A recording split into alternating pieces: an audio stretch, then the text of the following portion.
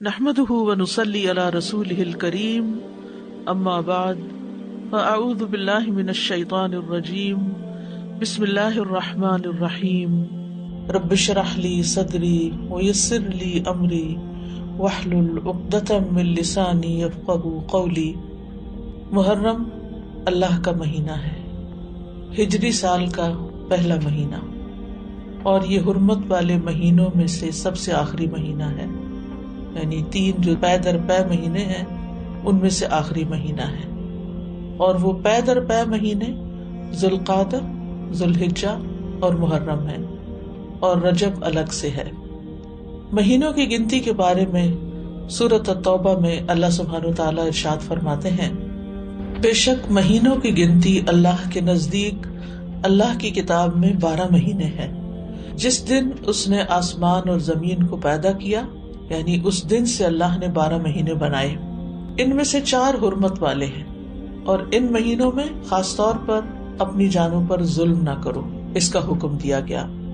صحیح بخاری میں بھی آتا ہے، ابو بکرہ کی روایت ہے کہ نبی صلی اللہ علیہ وسلم نے فرمایا، زمانہ گھومتا ہوا اپنی اصلی حالت پر آ گیا ہے جس دن اللہ نے آسمانوں اور زمینوں کو پیدا کیا تھا، کیونکہ عربوں نے مہینوں کی گنتی میں بہت کچھ تبدیلیاں کر دی تھی، کبھی کسی سال میں مہینہ بڑھا دیا، کبھی گھٹا دیا، تو وقت اپنی اصل پہ نہیں رہا تھا۔ لیکن جس سال نبی صلی اللہ علیہ وسلم نے حج کیا، اس موقع پر یہ فرمایا کہ یہ حج اپنے اصلی صحیح وقت پر اور صحیح تاریخ کے مطابق ہوا ہے۔ فرمایا، زمانہ گھومتا ہوا اپنی اصلی حالت پر آ گیا ہے جس دن اللہ نے آسمانوں اور زمینوں کو پیدا کیا تھا۔ سال 12 مہینوں کا ہے، جن میں 4 مہینے حرمت والے ہیں، 3 تو مسلسل ہیں، یعنی ذوالقعدہ، ذوالحجہ اور محرم، اور ایک رجب مضر جو جمادہ اور شعبان کے درمیان میں ہے۔ تو یہ 4 مہینے جو ہیں یہ حرمت والے ہیں، اور ان کی حرمت میں سب سے اہم چیز یہ ہے کہ انسان حرام کاموں سے بچے۔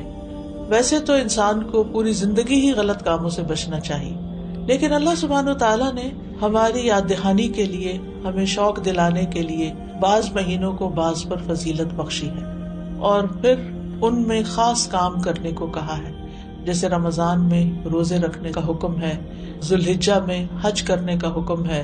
عربوں کے ہاں رجب میں زیادہ تر عمرہ کیا کرتے تھے، لیکن کوئی خاص اس کی ایسی فضیلت تو نہیں ہے۔ اسی طرح یہ جو 4 حرمت والے مہینے ہیں، ان کا جو خاص حکم ہے وہ یہ کہ ان میں اپنی جانوں پر ظلم نہ کرو۔ اپنی جان پہ ظلم کرنا 2 طرح سے ہوتا ہے، ایک تو یہ کہ انسان گناہ کے کام کرے۔ جن مہینوں میں نیک کام کرنے کا ثواب بڑھ جاتا ہے، ان مہینوں میں گناہ کرنے کی سزا بھی زیادہ ہوتی ہے اور اس کی ممانعت بھی زیادہ ہوتی ہے۔ تو بطور خاص، کیونکہ اگر سال کے یہ 4 مہینے انسان اچھی طرح پریکٹس کرے تو پھر باقی مہینوں میں بھی اللہ کی حرمتوں کو پامال نہیں کرے گا۔ اور دوسرا یہ کہ انسان کسی دوسرے پر بھی ظلم نہ کرے، کیونکہ جب انسان دوسرے پر ظلم کرتا ہے تو وہ دراصل اپنے اوپر کرتا ہے، جیسا کہ انسان دوسرے کے ساتھ احسان کرتا ہے تو وہ دراصل اپنے اوپر کرتا ہے۔ قرآن مجید میں آتا ہے، ان احسنتم احسنتم لانفسکم، اگر تم نے نیکی کی، احسان کیا تو اپنی جان پر کیا۔ یعنی بظاہر ایسا لگتا ہے کہ جیسے انسان دوسرے کو فیور دے رہا ہے، لیکن حقیقت میں وہ اس کے اپنے لیے ہی بہتر ہوتا ہے۔ محرم کو اللہ کا مہینہ قرار دیا گیا ہے، یہ اس مہینے کے فضائل میں سے ہے۔ نبی صلی اللہ علیہ وسلم نے اس کے بارے میں فرمایا، افضل الصیام بعد رمضان شہر اللہ المحرم۔ یہ صحیح مسلم کی روایت ہے۔ ابو ہریرہ رضی اللہ عنہ کہتے ہیں کہ رسول اللہ صلی اللہ علیہ وسلم نے فرمایا، رمضان کے بعد سب سے افضل روزے اللہ کے مہینے محرم کے ہیں، یعنی اس مہینے میں خاص طور پر روزے رکھنے کا اہتمام کرنا چاہیے، یعنی یہ اس کی خاص عبادت ہے۔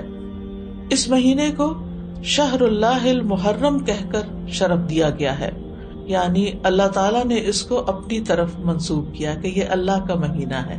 اس سے اس مہینے کے شرف اور فضیلت پر دلیل ملتی ہے۔ اللہ سبحانہ وتعالیٰ اپنی خاص مخلوقات کو اپنی طرف منسوب کرتا ہے، جیسے اللہ سبحانہ وتعالیٰ نے محمد صلی اللہ علیہ وسلم کو، ابراہیم علیہ السلام کو، اسحاق علیہ السلام کو، یعقوب علیہ السلام کو اور دیگر انبیاء کو اپنی عبودیت کی طرف منسوب کیا ہے کہ اللہ کے بندے، ان کو اپنا بندہ قرار دیا ہے. اسی طرح خانہ کعبہ کو اللہ تعالیٰ نے بیت اللہ کہا ہے، اللہ کا گھر. اسی طرح قوم سمود کی اونٹنی کو اللہ تعالیٰ نے ناقۃ اللہ کہا، اللہ کی اونٹنی. تو جس چیز کو اللہ تعالیٰ اپنی طرف منسوب کرے وہ اس کی خاص عزت اور تشریف کی وجہ سے ہوتا ہے، یعنی اس کی خاص امپورٹنس کی وجہ سے ہوتا ہے. اگرچہ حرمت والے مہینے 4 ہیں، لیکن ان چاروں میں سے پھر افضل جو ہے وہ محرم ہے. حسن بصری رحمت اللہ علیہ کہتے ہیں کہ حرمت کے مہینوں میں سے بھی سب سے افضل مہینہ محرم کا ہے. اگر دیکھا جائے تو سال کا آغاز اور اختتام دونوں ہی حرمت والے مہینوں سے ہوتے ہیں. حسن بصری کہتے ہیں کہ اللہ نے سال کو حرمت والے مہینے سے شروع کیا، یعنی محرم سے شروع کیا، اور سال کا اختتام بھی حرمت والے مہینے کے ساتھ کیا، یعنی ذوالحجہ کے ساتھ. اور پھر اللہ کے نزدیک ہجری سال میں رمضان کے بعد محرم سے زیادہ اور کوئی مہینہ عظمت والا نہیں. تو اس سے آپ اندازہ لگا سکتے ہیں کہ اس مہینے کی کتنی فضیلت ہے. اور محرم میں سے بھی پہلے 10 دن زیادہ فضیلت کے ہیں. سلف صالحین 3 اشروں کی تعظیم کیا کرتے تھے. ابو عثمان نہدی رحمہ اللہ کہتے ہیں کہ سلف صالحین 3 اشروں کی تعظیم کرتے تھے: رمضان کے آخری 10 دن، ذوالحجہ کے پہلے 10 دن اور ماہ محرم کے پہلے 10 دن. یعنی یہ 3 جیسے دھاکے جن کو کہتے ہیں، یعنی 10 دن پر مشتمل دن، یہ باقی دنوں کی نسبت زیادہ اہمیت کے حامل ہیں. حرمت والے مہینوں میں خاص طور پر ظلم کی ممانعت ہے. اللہ سبحانہ تعالیٰ نے ان مہینوں میں جان پر ظلم کرنے سے منع کیا. فرمایا فلا تظلموا فیہن انفسکم. لہذا ان مہینوں میں خاص طور پر اس چیز کا اہتمام کرنا ضروری ہے، یعنی حرمت والے مہینوں میں ظلم کی سنگینی کا ذکر ہے. یعنی اس میں ظلم کرنا، کسی بھی انسان پر، کسی جاندار پر، کسی بھی چیز پر کسی کا بھی حق نہ دینا، یہ زیادہ بڑا گناہ ہے، یعنی دوسرے مہینوں کی نسبت. اگرچہ سارا سال ہی منع ہے، ہر حال میں ظلم سنگین ہوتا ہے، لیکن ان مہینوں میں بطور خاص منع کیا گیا ہے. پھر ایک اور بات یہ ہے کہ محرم کے مہینے میں خاص عبادت جو ہے وہ روزے رکھنے کی ہے. تو اس مہینے میں اللہ کی توفیق سے اگر ممکن ہو تو کثرت سے روزے رکھنا مستحب ہے. روزوں کے اعتبار سے رمضان کے بعد سب سے افضل مہینہ ہے. صحیح مسلم کی روایت ہے، ابو ہریرہ کہتے ہیں کہ رسول اللہ صلی اللہ علیہ وسلم نے فرمایا، رمضان کے بعد سب سے افضل روزے اللہ کے مہینے محرم کے ہیں. ابن رجب کہتے ہیں کہ یہ حدیث اس معنی میں واضح اور صریح ہے کہ رمضان کے بعد نفلی روزوں میں افضل ترین روزے اللہ کے مہینے محرم کے روزے ہیں، اور یہ سب نفلی روزے ہیں. فرض روزوں سے پہلے محرم میں روزے رکھے جاتے تھے، پھر جب فرض روزے رمضان میں ہو گئے تو پھر محرم کے روزے جو ہیں وہ نفلی ہو گئے. نبی صلی اللہ علیہ وسلم صرف شعبان میں کثرت سے روزے رکھتے تھے. عائشہ رضی اللہ تعالی عنہا روایت کرتی ہیں کہ نبی صلی اللہ علیہ وسلم شعبان کے مہینے سے زیادہ کسی اور مہینے میں نفلی روزے نہیں رکھتے تھے. مطلب آپ نے محرم کا سارا مہینہ روزے نہیں رکھے یا شعبان سے زیادہ نہیں رکھے. اسی طرح صحیح بخاری کی روایت ہے، ابن عباس کہتے ہیں نبی صلی اللہ علیہ وسلم نے رمضان کے سوا کبھی پورا 1 مہینہ روزے نہیں رکھے. تو اگرچہ اس مہینے کے روزے افضل ہیں، لیکن پورا مہینہ رکھنے کی ضرورت نہیں ہے. آپ روزے رکھتے حتیٰ کہ کہنے والا کہتا واللہ آپ کبھی افطار نہیں کریں گے، یعنی مسلسل رکھتے چلے جاتے تھے. اور افطار کرتے یعنی چھوڑ دیتے روزے رکھنا حتیٰ کہ کہنے والا کہتا اللہ کی قسم آپ کبھی روزے نہیں رکھیں گے. تو اس میں آپ کا جو پیٹرن تھا تسلسل کے ساتھ روزے رکھنے کا، وہ ہمیشہ کے لیے نہیں ہوتا تھا. اور یہ کیوں نہیں کیا آپ نے؟ اس لیے نہیں کہ آپ کے اندر طاقت نہیں تھی، اس لیے کہ امت کے لیے مشکل نہ ہو. کیونکہ امت میں بہت سارے لوگ ایسے ہوتے ہیں جو نبی صلی اللہ علیہ وسلم کی ہر بات کو کاپی کرنا چاہتے ہیں، ہر سنت کی پیروی کرنا چاہتے ہیں، تو پھر یہ چیز مشکل ہو جاتی. اب سوال یہ پیدا ہوتا ہے کہ نبی صلی اللہ علیہ وسلم محرم کی بجائے شعبان میں کثرت سے روزے کیوں رکھتے تھے؟ علماء کو اس مسئلے میں اشکال ہوا ہے کہ اگر محرم زیادہ افضل ہے تو آپ شعبان میں کیوں زیادہ روزے رکھتے؟ کہ آپ نے صراحت کے ساتھ یہ فرمایا کہ ماہ محرم کے روزے جو ہیں وہ افضل ہیں. تو اس میں بعض علماء یہ کہتے ہیں کہ کہ شاید آپ کو محرم کی فضیلت کا علم زندگی کے آخری ایام میں ہوا، یعنی شروع سے نہیں یہ بات بتائی گئی. اور یہ بھی ہو سکتا ہے کہ اس مہینے میں آپ کو کئی عذر پیش آ جاتے تھے جس کی وجہ سے آپ یہ روزے نہیں رکھ سکتے تھے، جیسے سفر ہے یا بیماری کا لاحق ہونا ہے. لیکن چونکہ آپ نے فرما دیا ہے کہ یہ افضل ہے، تو بہرحال یہ افضل ہے، یعنی اس مہینے میں روزے رکھنا. اور اس مہینے میں سے بھی خاص طور پر 10ویں تاریخ کا روزہ رکھنا. جمہور علماء کے نزدیک عاشورہ محرم کا 10واں دن ہے، اور اس دن روزہ رکھنا جو ہے وہ مستحب ہے. اور عاشورہ ایک اسلامی نام ہے، جاہلیت میں یہ نام معلوم نہیں تھا، کوئی اسے جانتا نہ تھا، یعنی اس وقت 10 محرم کو عاشورہ نہیں کہتے تھے. تو عاشورہ کا روزہ جو ہے یہ مستحب ہے اور اس کی بہت فضیلت ہے. صحیح مسلم میں آتا ہے رسول اللہ صلی اللہ علیہ وسلم نے فرمایا، اور یوم عاشورہ کا روزہ میں امید رکھتا ہوں کہ پچھلے سال کے گناہوں کا کفارہ بن جائے گا، پچھلے سال کے گناہوں کا کفارہ بن جائے گا. ان یکفر السنۃ التی قبلہ. اب یہ گناہوں میں سے کیا مراد ہے؟ اس کے بارے میں آتا ہے کہ عاشورہ کا روزہ تمام صغیرہ گناہوں کا کفارہ بنتا ہے اور کبیرہ گناہوں میں کمی کا باعث بنتا ہے، یعنی اس میں تخفیف ہوتی. کبیرہ گناہوں کا کفارہ نہیں بنتا.